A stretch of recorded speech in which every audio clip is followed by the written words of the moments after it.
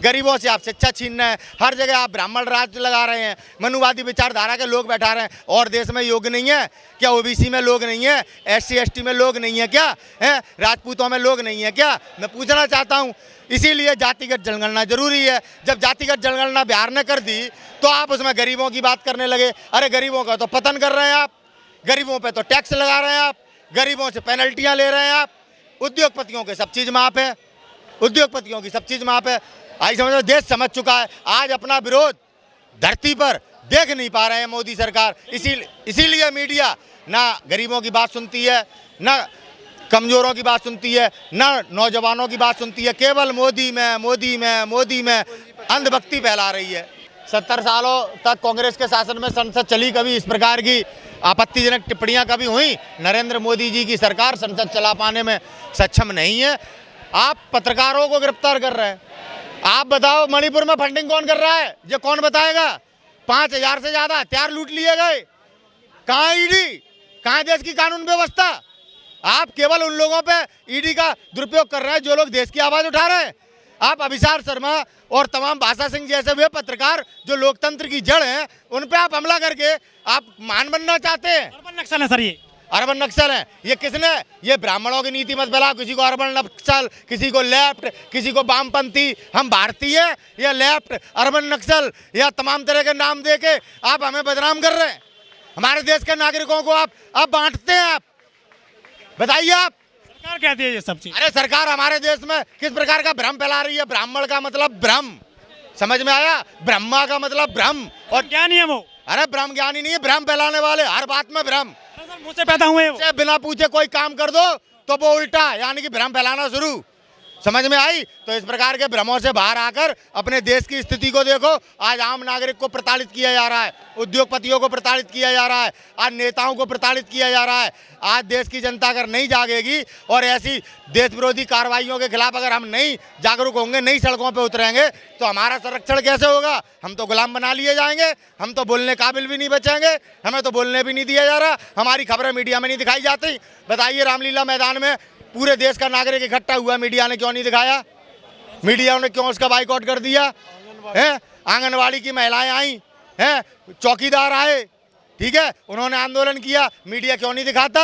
गरीबों की आवाज़ क्यों नहीं दिखाता? जातिगत जनगणना पर गरीबों की वाहवाही कर रही है। गरीबों को लेकर जो जातिगत जनगणना देश में सच्चाई दिखा रही है, आम नागरिक को ये एहसास दिला रही है कि आपकी इतनी भागीदारी है और आपको दे रहे हैं सुन बटा सन्नाटा, आप पे लगाया जा रहा है काला टैक्स। और जो 3% लोग हैं वो टैक्स से वंचित हैं, जैसे बाबा रामदेव, अडानी, अंबानी, तमाम भारतीय जनता पार्टी के RSS के लोग हैं। ये सारे लोग महत्वपूर्ण पदों पर बैठे हैं। आज देश का हर मंत्री का पद ब्राह्मणों का ही है, यानी कि RSS के लोगों का, चाहे वो किसी भी जात का हो। अरे सर, ब्राह्मण काबिल जब भी आगे पहुंचे हैं वो। भाई, एक संगठन RSS सभी संवैधानिक पदों पे क्यों है? आपका चीफ जस्टिस ऑफ इंडिया बनाते हैं आप तो RSS का बनाते हैं आप सेना में अध्यक्ष बनाते हैं तो RSS का बनाते हैं आप कोर्ट से लेके IPS अधिकारी तक स्कूलों में आप RSS के लोग बैठालते हैं आप। डॉक्टर ऋतु के साथ जो हुआ है वो किस मानसिकता से हुआ है? RSS के लोग बैठे हैं आज।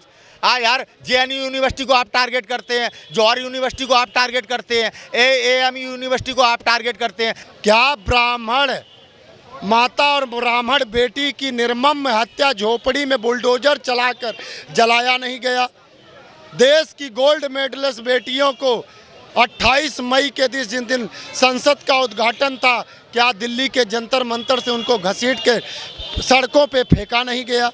मणिपुर में महिला देश की जिस फौजी की पत्नी को निर्वस्त्र कर गांव में घुमाया गया। बीजेपी एनडीए की सरकार डबल इंजन की सरकार थी। मध्य प्रदेश के चुनाव की रैली प्रधानमंत्री मोदी जी कर रहे हैं और उसी दिन एक घटना घटता है, उज्जैन महानगरी से 12 साल की बच्ची 8 किलोमीटर तक पैदल घूम रही है अर्धनंग होकर।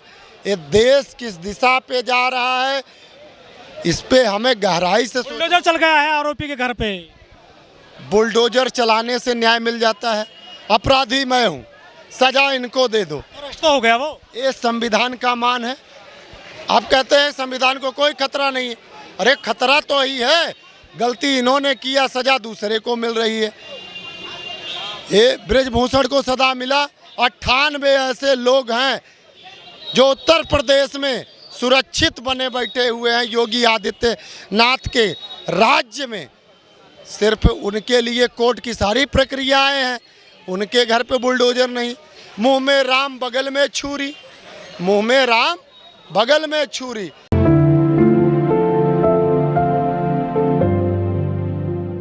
वर्तमान में जो सरकार चल रही है इससे न्याय की अपेक्षा करना, मैंने पहले भी कहा है कि सरकार से न्याय की अपेक्षा हमारे देश के लोग ना ही करें तो अच्छा है। आप 2014 से और 2023 तक 21वीं सदी में हम जी रहे हैं। जो हिंदुत्व का चोला पहने हुए हमारे देश के प्रधान सेवक प्रधानमंत्री मोदी जी, इतने प्रकरण हैं कि मैं गिना नहीं सकता हूँ।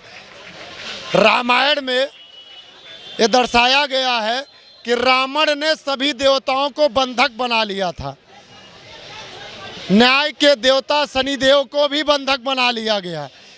तो आज रावण की तरह प्रधानमंत्री मोदी जी न्याय का, चाहे मंदिर हो चाहे संसद भवन हो, न्याय का मंदिर सुप्रीम कोर्ट हो, न्याय का मंदिर कोर्ट हो, ये सभी के सभी को बंधक बनाकर उल्टा टांग दिया है। देश के प्रधानमंत्री में इनको लोकतंत्र, संविधान सिर्फ सीट पे गद्दी पे विराजमान होने के लिए और जनता में शांति बनी रहे, इसलिए संविधान का मान और सम्मान दिखावे के लिए करते हैं। महिला आरक्षण बिल आपने देखा, पूरे विश्व ने देखा किस तरह से सदन में पेश किया गया संसद में। और मध्य प्रदेश में देश के प्रधानमंत्री प्रधान सेवक जाते हैं और बोलते हैं कि इंडिया अलायंस से महिला शक्ति दूर रहे। आज मैं विश्वविद्यालय डॉक्टर रीतू जो कि प्रोफेसर थी विद्यालय में, उनको निष्कासित कर दिया गया। इसलिए निष्कासित किया गया क्योंकि देश की रीढ़ की हड्डी मजबूत करने का काम डॉक्टर रीतू जी द्वारा किया जा रहा था। देश के बच्चों को संविधान पढ़ाने का काम कर रही थी। उन पे झूठे सवालात उन पे खड़े कर दिए गए। और यही देख लीजिए बीजेपी एनडीए सरकार में, और आप सब भी बीजेपी एनडीए सरकार के पत्रकार हो, बधुआ हो, डर रहे हो, क्योंकि आपको भी पता है कि अगर मैं खिलाफत नहीं करूंगा, मोदी के जयकारे नहीं करूंगा, तो आपको भी उल्टा टांग दी जाएगी, आपको भी उल्टा टांग दी जाएगी। आप सब घोड़से के विचारधाराओं पे चल रहे हो। ये देश विकसित तभी होगा जब ये महात्मा गांधी, बाबा भीम साहब, सुभाष चंद्र बोस, गुरु नानक देव जी, संत महात्माओं के विचारों को जब अपने जीवन में उतारेगी तो सच्चाई से और मानवता पे, प्रकृति से, दिल से वो न्याय कर सकती है। आप देख मोदी जी के कामों में कमी निकालते हो हमेशा। भाई एक बात बताइए, हम राम के आदर्श पे चलने के अपने आप को हर मंच पे सीना ठोक के बोलते हैं।